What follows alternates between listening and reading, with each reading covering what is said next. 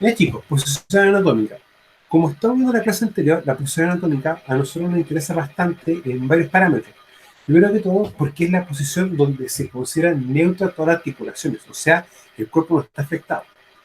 Y eso es indicativo para empezar a ver ciertos elementos. O sea, la posición anatómica es muy habitual que nosotros la desarrollemos, por ejemplo, cuando estamos durmiendo. Bueno, cuando uno duerme quizá por una horizontal, de espalda o de guarida, o en posición fetal. Cada uno va a tener distintas formas de dormir. Pero es como lo más llevado a un punto para poder entender ciertos procesos. O sea, ¿es normal que el cuerpo sienta dolor y tenga molestia? Sí, es normal, ¿ya? Pero no debiese ocurrir. ¿Ya? O sea, en ese aspecto es algo, una vez nos está dando el cuerpo de que algo estamos haciendo mal. Ahora, cuando nosotros estamos en posición anatómica neutra, o sea, nuestra articulación no está haciendo, eh, ejerciendo ninguna fuerza ni nada, está el cuerpo relajado, y uno ya tiene dolor o molestia, eso ya es indicativo de otra cosa. En el fondo hay que ver un facultativo para poder ver si estamos generando, desarrollando alguna lesión o patología, en este caso, a la articulación, de que es muy habitual que sucede. Básicamente, quizás por un tema de sobrecarga o manipulación incorrecta de cargas. Eso no tiene muchas veces un punto de discusión, va a ser así. Es importante tomarlo en cuenta. Cuando veamos un poquito más adelante lo que es manejo manual de carga, no siempre hace la diferencia entre, de hecho, dejar de compartir un poquito, para explicar algo al punto del tema de las articulaciones. Cuando yo veo a Rigoberto, mi ayudante, Rigoberto, cuando está recto, así, está con una posición anatómica neutra. Cuando uno quiere hacer manipulación de carga, o por ejemplo, levantar una carga, lo más adecuado es hacerlo de esta forma, con los brazos ligeramente separados del cuerpo, y fíjense que los brazos no están en ángulo recto, un ángulo de 90 grados, sino que va a estar en un ángulo como de 100 grados más o menos. Ahora, esto que hace que la articulación en sí no se traccione, o sea, no se esté comprimiendo ni arrastrando. Un ejemplo de tracción sería que si yo tengo mi brazo y empiezo a ejecutar una fuerza hacia adentro, y va a hacer que la articulación empiece a chocar con la base de su articulación, con los mismos huesos. Y eso empieza a producir un desgaste. Ahora, cuando el manejo de carga, por ejemplo, es inadecuado, empieza a pasar una cosa así, donde los brazos están más rectos, ya igual un poco separados del cuerpo, pero con la diferencia que para poder sujetar la carga, empieza a hacer fuerza hacia adentro. O sea, yo empiezo a traccionar y comprimir la articulación. ¿Ya? Por eso es importante cuando uno capacita en el correcto manejo manual de cargas, hacer referencia a la postura de la espalda, cómo están los pies, por ejemplo, y cómo están los brazos en relación con el cuerpo y con la carga que uno va a manipular. Eso, chicos, tengan que tenerlo ustedes súper claro. La cantidad de lesiones generadas por malas prácticas o posturas inadecuadas es bastante importante, no es algo menor, para tomarlo en cuenta. Bueno, vamos a tener siempre el plano sagital, el plano transversal y el plano coronal. Esto es importante considerarlo porque a la hora de realizar ciertos tipos de evaluaciones, específicamente en el contexto de TEMER, trastornos musculoesqueléticos extremidades superiores, en el contexto del protocolo TEMER, ¿ya? Como uno de los protocolos MISAL, como PREXO, PREMESI o Psicosocial, te va a indicar ciertas características para poder hacer ciertos tipos de evaluaciones. Ahora, la posición anatómica tenemos, por ejemplo, en este caso, que sugiere estar erecto, o sea, va a estar de pie, por ejemplo, en posición bípeda, o sea, apoyado en sus dos pies, con los miembros torácicos a los lados de las palmas al frente, o sea, en esta posición, o algo así, si empezamos a ver nuestro muñeco articulado, así con las palmas hacia afuera, en este sentido, ¿ya? Y vista al horizonte, o sea, la persona está mirando en este sentido, ¿ya? Ahí tenemos una posición anatómica y en la cual vamos a empezar a ver distintos elementos. Ahora, vamos a tener, por ejemplo, las localizaciones anatómicas, ¿ya? Que vamos a tener superior, proximal, distal, inferior, ¿ya? La superior o cefálica se refiere a lo que está encima o alto de la estructura. Por ejemplo, en este caso, la cabeza está superior al tórax. En este caso, el tórax va a estar superior a la pelvis, ¿ya? O sea, siempre vamos a tener, cuando uno es superior a algo, ok, cuando uno establece esa superioridad, no lo hace con una cosa mala, sino que lo hace para poder también obtener un punto de referencia.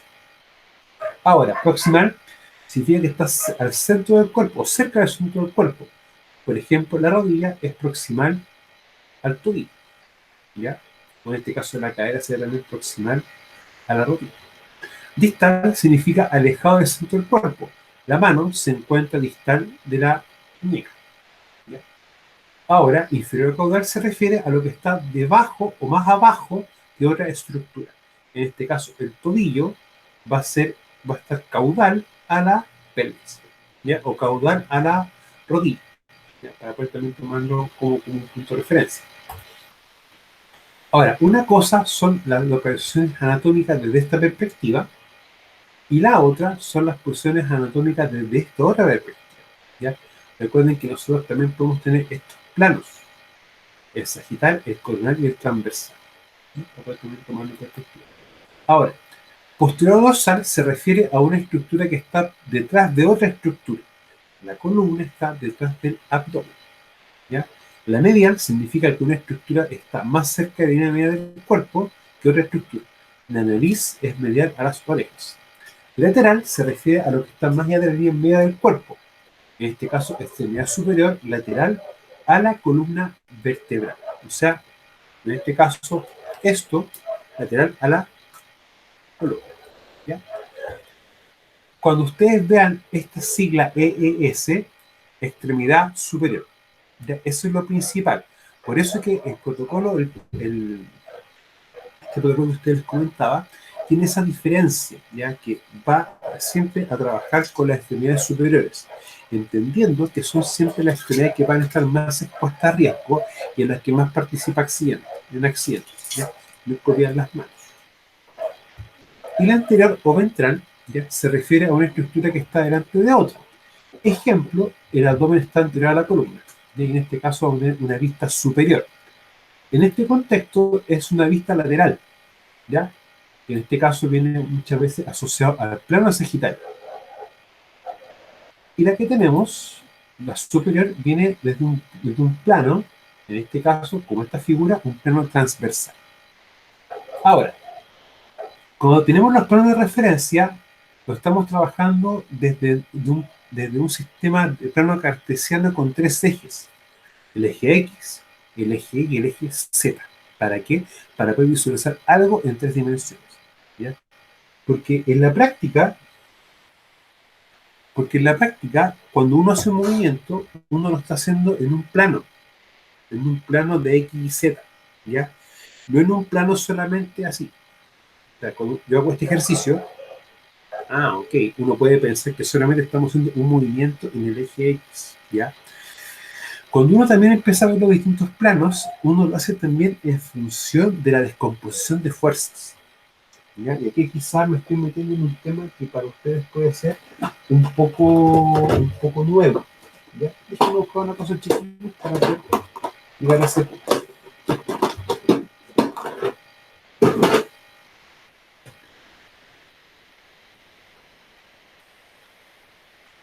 Chicos, denme un segundo.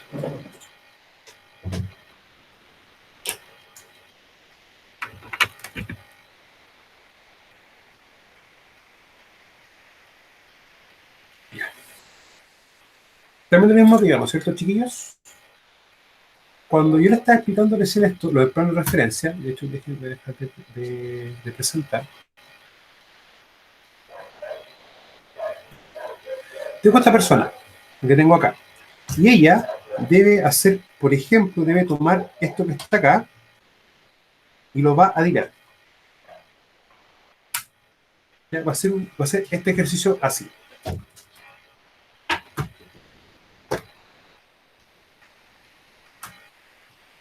Si ustedes se dan cuenta, bueno, que para que no se me caiga mucho, ¿ya? Ella va a tirar esto. De hecho, recuerden que esto es una traspaleta, ¿ya? ¿Para qué? Para poder manipular cargas que excedan el máximo humano a levantar, 20-25 kilogramos.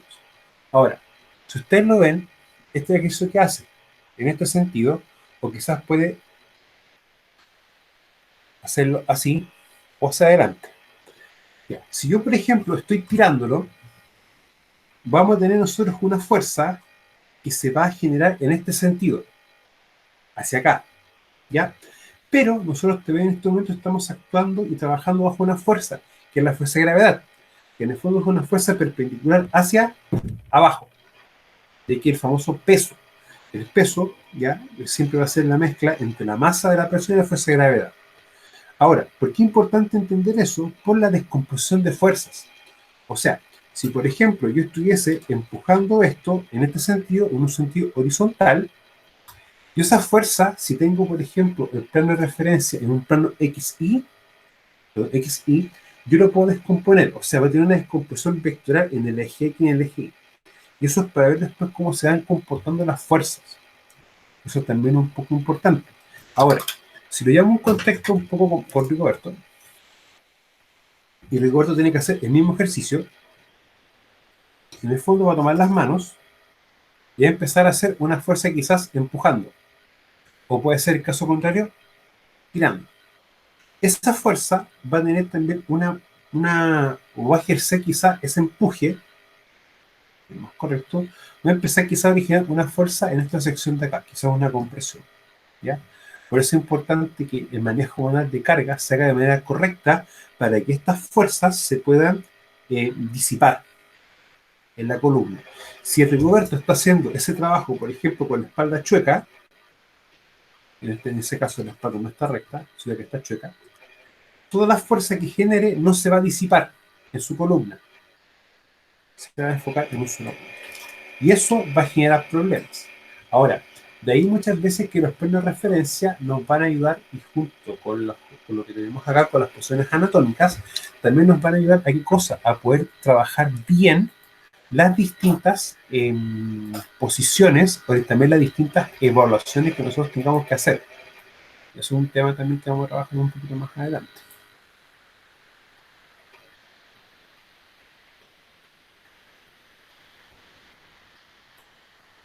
Ahora, el plano frontal o coronal. Aquí también el otro plano importante es poder tomarlo en cuenta. Si ustedes se dan cuenta, acá tenemos un corte que en el fondo es como que la persona estuviese mirando y un corte que atraviesa todo su cuerpo en ese sentido. Ahora, el plano también conocido como plano lateral o coronal. Atraviesa el cuerpo de un lado a otro, creando un lado anterior o ventral y otro posterior y dorsal, como lo que tenemos acá. Y aparte, en la parte media del cuerpo también se centra un plano cartesiano, pero un plano cartesiano no de la componente XY, sino XY y Z, ya para poder ver cómo se mueve un cuerpo o la fuerza que ejecuta un cuerpo en un plano tridimensional, que en el fondo es lo más correcto. Cuando uno habla de plano XY, es por ejemplo cuando uno tiene que hacer gráficas, como una gráfica de una función lineal, una función parábola o una función hipérbola, ¿ya? Eso también hace diferencia en ciertos aspectos. El sagital, ya en el fondo, el plano sagital también llamado anteroposterior, pasa desde la parte anterior a la posterior del cuerpo, creando dos hemicuerpos, derecho o izquierdo, ¿ya? Esto también hay que entenderlo desde la perspectiva de que van a haber ciertos ejercicios o ciertas actividades en la cual el cuerpo va a trabajar con ambos lados. O sea, cuando uno está empujando, tú no empujas con una mano, sino que empujas con las dos. Por lo tanto, la fuerza que se va a ejercer en la misma parte del cuerpo, en la misma intensidad del cuerpo, en ambos sentidos, en ambos lados. Ahora, eso es importante entenderlo porque quizás la persona puede tener algún problema musculoesquelético, ¿ya? Y que pueda generar quizás alguna diferencia en cómo esta fuerza se va a proyectar a la misma persona. Eso es un tema que hay que llevarlo muchas veces o hacerlo sujeto de evaluación. El plano horizontal, también conocido como plano transversal, atraviesa el cuerpo horizontalmente, dividiéndolo en dos segmentos, el cefálico y el caudal. Ahora, para efectos prácticos, cuando uno hace las evaluaciones musculoesqueléticas, en función del temer, hace de aquí para arriba, o sea, en la parte cefálica. Y la parte caudal, que nos va a interesar a nosotros, netamente, la posición de los pies, ¿ya? Porque hay ciertos ejercicios, ciertos elementos que, a ver, ¿cómo explicarlo? No da lo mismo si los pies están juntos o están levemente separados, o en este sentido, ¿ya? Cómo se van a comportar los músculos es una cosa completamente distinta, para poder también tomarlo en cuenta. Ahora, Siempre nosotros tenemos que también considerar el punto de intersección de los tres planos, o sea, el plano en este sentido, en este sentido y en este sentido. Y ese punto va a tener también quizás un nombre, que es como el famoso, o decirle que va a ser un eje, ¿ya? Un punto medio. Ahora, tenemos el eje sagital, que recorre de anterior a posterior, y vamos a tener ángulos en plano frontal. O sea, por ejemplo, si uno hace este ejercicio. Luego, el eje vertical recorre el cuerpo de craneal a caudal y ángulo de movimiento en plano transverso. O sea, debe ser algo más o menos así. El eje frontal recorre el cuerpo de un lado a otro en plano frontal y ángulo de movimiento en plano sagital. Y tenemos también los movimientos. Bueno, se debe recordar que los movimientos toman lugar en un plano alrededor de un eje. Y existen tres planos y tres ejes con dos movimientos fundamentales en cada plano. Esto se entiende así para los distintos tipos de evaluaciones que nosotros queramos ver y tengamos que hacer. Ahora, desde el punto de vista de los trastornos musculoesqueléticos, nosotros vamos a tener, por ejemplo, dos metodologías de evaluación bien concretas. Una es REPA y la otra es RULA. Son como las dos metodologías que más se utilizan para este tipo de evaluaciones en el fondo que impliquen las extremidades superiores. Para también considerar. Ahora, flexión y extensión. En el plano sagital, los movimientos fundamentales son la flexión y la extensión. La flexión se define como el decrecimiento del ángulo formado por los huesos de una articulación, o sea, cuando se empiezan a achicar los ángulos. Ya, en este caso, perdón, la flexión. Caso contrario, y la extensión. La extensión se define como el incremento del ángulo formado por los huesos de una articulación y retornar una articulación en flexión a su posición anatómica se considera la extensión. Ahora, lo que sí tienen que entender esto, cuando yo hago una flexión y una extensión, de una forma u otra se van a producir compresiones a nivel articular, ¿ya? Por lo tanto, que uno explica que la flexión no sea tan pegada al hueso y la extensión sea de manera tal que no produzca un ejercicio mayor que se comprima la articulación. Esto es importante tomarlo en cuenta, ¿ya? A la hora también de poder analizar cuáles son los distintos factores de riesgo asociados a la generación de alguna patología o dolencia que tengamos nuestros trabajadores. O sea, muchas veces cambios pequeños generan efectos grandes. Eso hay que tomarlo en cuenta, ¿ya? Muchas veces, me acuerdo en una empresa que estuve, me tocó ver un caso de la modificación de los puestos de trabajo. Hizo una modificación tan sencilla que era elevar todos los monitores.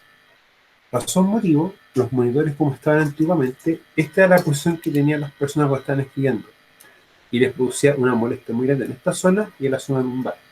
Luego, al elevarse los monitores, la espalda, el cuello, estuvo mucho más recto. Por lo tanto, ya el dolor o molestia en esta zona bajó mucho. Eso no era un gasto económico mayor, era un gasto económico grande y generó un efecto positivo. Por eso, cambios pequeños generan efectos grandes. Eso tómalo como una recomendación a veces. Muchas veces uno ve problemas y ve el problema, no ve la solución. Y de ahí la importancia de tratar de dar soluciones lo más sencillas posible. Ahora, abducción y abducción. Los movimientos fundamentales en el plano frontal son abducción y abducción. La abducción se define como movimiento de alejamiento desde la parte media del cuerpo y el movimiento hacia la media del cuerpo se define como la abducción. El retorno desde una posición de abducción hacia la posición anatómica se considera abducción. ¿Por qué es importante esto? Porque cuando un trabajador empieza a hacer movimientos simples como esto y ya empieza a sentir como una especie como de crujido o una especie de dolencia o malestar, eso ya es un indicativo de que la persona tiene que visitar a un especialista, ¿ya? Muchas veces hay una como descompensación muscular que hace que la articulación no está haciendo un movimiento adecuado. Eso es importante que tenga una corrección o un trabajo de tipo kinésico.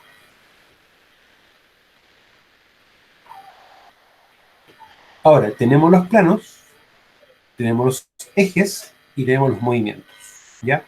Siempre en los movimientos de rotación, básicamente estos movimientos así, son también los movimientos que van generando lesiones en las personas, ¿ya? Para que también lo podamos de una forma u otra visualizar o ver. Bueno, estos tipos de movimientos no son tan habituales verlo en ciertos contextos. O sea, por ejemplo, lo que son trabajos como de cocina, ¿ya? O trabajos de limpieza, estos movimientos se van a ver en forma, en bastante cantidad. Ahora, las labores, por ejemplo, como minería, ciertas labores de faena subterránea, cargueo de explosivos, elementos como eso, esto también se va a ver mucho, mucho. Ahora, donde no se ve tanto, quizás en labores como lo que estoy haciendo en este momento, estar sentado, que en el fondo van a haber ciertas posiciones en las cuales va a depender de qué tan recta esté mi espalda, ya para yo poder tener libertad de movimiento con mi extremidad superior. Ahora, independiente de eso, igual también tiene que ser quizás sujeto a evaluación para ver si realmente la postura que estoy teniendo y los movimientos son los adecuados para tomarlo en consideración. Ahora, siempre vamos a encontrar como casos a veces como contradictorios. Cuando uno está mucho rato quieto, sentado, una principal medida de control es activarse un poco y moverse un poco. Y a veces pasa el caso contrario. Cuando una persona está en mucho movimiento, una medida de control es que tome un reposo, ¿ya? O que si está mucho rato de pie, también tiene que estar sentado. O sea, para eso está la famosa ley de la silla, que en el fondo también cumplida. Algunos tipos de movimiento, tenemos por ejemplo lo que es flexión, que va en este sentido, y extensión en este sentido. Ahora, siempre esto se tiene que hacer tratando de poder llevar los movimientos a los rangos del cuerpo. O sea, yo no puedo hacer una extensión más allá de lo que la articulación me da. O sea, el cuerpo también tiene capacidades. Eso es importante, no llevar esas capacidades a un límite. Tenemos la abducción, ya que en este sentido, como podemos verlo, lo importante siempre es tomar atención a si los trabajadores van presentando molestias en este sentido, al realizar este tipo de movimientos básicos para ver la generación de posibles lesiones. Tenemos lo que es la rotación, ¿ya? Estos también son movimientos que se van a tender a hacer muchos, ¿ya? Básicamente en labores de costura, labores de cocina y labores que implican, por ejemplo, el pintado de estructuras, soldadura de estructuras, cortes y básicamente movimientos en actividades que requieran el uso excesivo de extremidades. Volviendo a insistir que una de las medidas de control también es el reposo. O sea, tener pausas dentro del trabajo. ¿Ya? La circunducción, que en este caso va a ser este ejercicio, ¿ya? Que eso donde ustedes lo pueden ver en la gente que trabaja, por ejemplo, con molinos, ya sea molinos, por ejemplo, molinos SAC, que son los molinos tubulares, ¿ya? O quizás tiene que ser algún trabajo así de compuerta, de abertura cerrada de compuerta. Quizás eso uno lo puede ver, por ejemplo, quizás en las autoclaves, esos elementos que se utilizan para la desinfección de elementos a altas temperaturas y presión. Que eso también se puede como abrir o tiene que cerrar. Ya la supinación y pronación, que en este caso es esto o esto, ya que eso también va generando movimientos. Muchas veces esto es difícil de poder verlo, pero cuando uno empieza, por ejemplo, a ver la realización de un trabajo, se van a dar cuenta de aquí. Ah, conocemos esto, rotaciones, movimientos rápido, lento, etcétera. ¿Ya? Ahora, esto se da, chiquillos, sí, y quizás se da en varios contextos. Rodrigo. Profesores, la supinación y la pronación también se da al caminar en los pies. Sí, sí, se Es puede pisar dar. hacia adentro y hacia afuera, ¿cierto? Eso es como se Sí, supone. Y hay uno neutro también, que es el mejor. sí, pero eso también va a estar, por ejemplo, viendo también cómo está tu planta, cómo está tu arco plantar. Claro, lo veo un traumatólogo y ahí cuando recomiendan plantilla y todo ese tema. Exactamente, y de hecho incluso hasta las alturas de las piernas. Muchas veces hay desbalance en la cadera y hace que una pierna esté un poquito más alto que la otra. Claro, claro, se hace un examen y porque dicen que a futuro igual afecta a toda la zona lumbar, las caderas, como decía usted, la rodilla, todo eso. Mira, siempre las edades tempranas son las edades en las que siempre se hacen las distintas evaluaciones, ¿ya? Hay a veces unas condiciones de los chiquititos, de las mini personitas, como digo yo, que se dan que las piernas tienen quizás unas aperturas, tienen como unas, en este sentido, o también un poco contrario, que tienden a juntar las rodillas. ¿Ya? Eso también genera ciertos temas que si no son controlados a futuro, van a generar lesiones cuando sean más adultos. ¿Ya? Ahora, Claro. hay un tema también muchas veces, que esto se mira a huevo y no se toma consideración. Sí, pasa así. Claro, sea lo ideal lo que dice usted, pero a la temprana edad, pero a veces igual el acceso a la salud, a los médicos, Eso es otro especialistas, a tema. veces no se da y después a futuro vienen las consecuencias. Sí. Claro. Hay una condición que es... Mira, hay dos condiciones en el cuerpo de las personas que son como las más recurrentes o típicas en Chile. La escoliosis y pie plano. ¿Ya? ¿De la columna? Ujú. Sí. Ya. La escoliosis y pie plano, que son como las dos patologías que más se dan a nivel social, asociado a lo que es el cuerpo humano. Ahora, pueden haber quizás otras, pero estas son como las más recurrentes. Y de hecho, tú le puedes preguntar a una persona, hoy tiene escoliosis y pie plano, y lo más probable es que tenga una de las dos. Claro. De hecho, yo tengo pie Claro. Y plano. eso después se puede llevar a ser extensivo después al trabajo. Sí, las personas pues ya con ese padecimiento trabajan y ahí se va agudizando. Sí, sí. Y de hecho, muchas veces el trabajo pasa a ser un medio de agudización de dolencia. Y eso hay muchas Claro. veces nada que hacer con eso. O sea, si la persona no tiene un cuidado de lo que haga en el día a día, eso va a afectar no solamente su trabajo, sino su vida diaria. ¿Ya? Mira, uno como lo ve mucho, yo me recuerdo una amiga de mi mamá, de un caso nada que ver, pero esta niña, señora Renalia, era fanática de los tacos, pero una cosa que trabajaba la feria todo con tacos, hasta la playa con tacos. Y resulta de que al tiempo, a los años, que está ya en mi adolescencia, le pregunto, ¿tiene sus tacos? Porque era súper común verla con tacos. No dijo, ¿sabe qué? Ya dejé de usar los tacos porque tuvo un problema con el ligamento cruzado de la rodilla. De hecho, Mm, tuvo una reconstrucción del ligamento de rodilla. Y después le pregunté, oiga, tía, ¿y qué más le pasó? No, el tobillo, como el taco, hace que el pie no esté en este sentido, sino que el pie se comprima. Entonces, el tendón de Aquiles también se le comprimió, ya, se fue como cortando. acortando. Y la rótula lo mismo, la rótula también se puede producir un desgaste, porque la rótula en el fondo no está así, está así. Y también se puso un acortamiento del tendón rotuliano. ¿Y para qué decirte la espalda? Claro. Entonces, yo le hice una pregunta a un kinesiólogo y me dijo que las lesiones generadas por el uso de taco son iguales o peores que la lesión de un futbolista. O sea, uno lo lleva quizás a un plano un poco más cotidiano, ya que ese es un plano. El segundo plano, el que les va a afectar a ustedes es el uso constante de los famosos bototos, bototos de seguridad. Sí, es lo que hablamos el otro día. Che, ya, recomendación, traten de siempre tener dos pares, porque los bototos por lo general al ser de cuero, si no se ventilan bien, se van a quedar húmedos siempre. Y Claro. ahí con lo que implica todo eso. Y tratar de invertir, como decía usted, en uno de calidad. Sí. Y lo otro son los que, si alguno de ustedes tiene diabetes o presenta alguna prediabetes o una tendencia alta a la insulina en la sangre, ¿ya?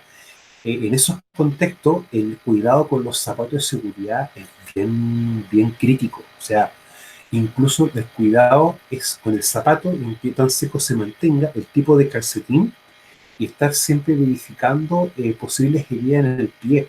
Y también si el zapato en la parte interna pues, tiene alguna, eh, puede generar alguna lesión, ¿ya? Porque este tipo de heridas a veces cuesta mucho que cicatrice bien. Ahí empiezan los malos cuidados, que eso puede después desencadenar en algo superior, en algo mayor. Eso también hay que tomarlo en consideración, chiquillo. Pero el tema del uso del taco es como yo siempre lo he encontrado, claro, la mujer tiene la elección de usarlo o no usarlo. Uno no es quien para decir, oye, no lo uses, o obligarlo a no usarlo. Sin embargo, esta información que también se debe tenerla al tanto, porque ya en el fondo se va a someter a una situación que le puede producir un daño a futuro. Y ahí, lamentablemente, no hay mucho lo que se puede hacer a posteriori. Bueno, lo que es la refracción y protección, ya en todo sentido, estos chiquillos donde uno lo ve de mucho cuando uno tiene que estar empujando o tirando cosas. ¿Ya? O sea, por ejemplo, cuando uno va a supermercado, específicamente a uno con letra T, ahí en la vendimia, uno va a encontrar una persona que siempre toma los carros y los lleva, un punto. Y ahí empieza ese ejercicio, ¿ya? Que es muy parecido a las labores, por ejemplo, de buzo, o las labores de buceo, también tienen algo muy parecido con labores de ramo. Ahora, lo importante de esto es la protección, evitarla tanto, porque esto empieza a producir también un daño en esta sección de la columna. O sea, eso es lo principal también. Y aquí, acá lo único que uno siempre tiene que estar explicando bien al trabajador es la correcta postura de la espalda, porque si yo tengo la espalda bien recta, voy a tener facilidad de movimientos. Cuando estoy en esta posición, ya automáticamente me limito me coarto los rangos de movimiento. Y eso es un punto importante a considerar. O sea, tratar de trabajar de manera tal que la espalda recta, libertad de movimientos. ¿Ya? Y así también toda fuerza que se ejecute se dispersa, no se focaliza en un punto. Se los digo, porque las molestias de espalda, si son mal, no son tratadas a tiempo, generan bastantes lesiones. ¿Ya? Y después no va a tener un tema correctivo, sino un tema paliativo. Eso genera un tema más a posteriori. Bueno, los tipos de movimientos que son importantes a considerar porque las distintas evaluaciones van a veces combinar movimientos, ¿ya? O para ver si uno lleva al otro o cómo se están haciendo esto. Y la determinación de los planos ejes de movimiento, que en el fondo uno va viendo los planos y va a ver el tipo de movimiento que se pueda realizar. Ya, chiquillos, esto es lo que nos compete con esta sección de la materia. Ya, voy a dejar de grabar para que no Profe, se me arranquen, disculpe, por favor. la asistencia, ¿cómo la va a tomar? ¿Por qué no estaba cargada?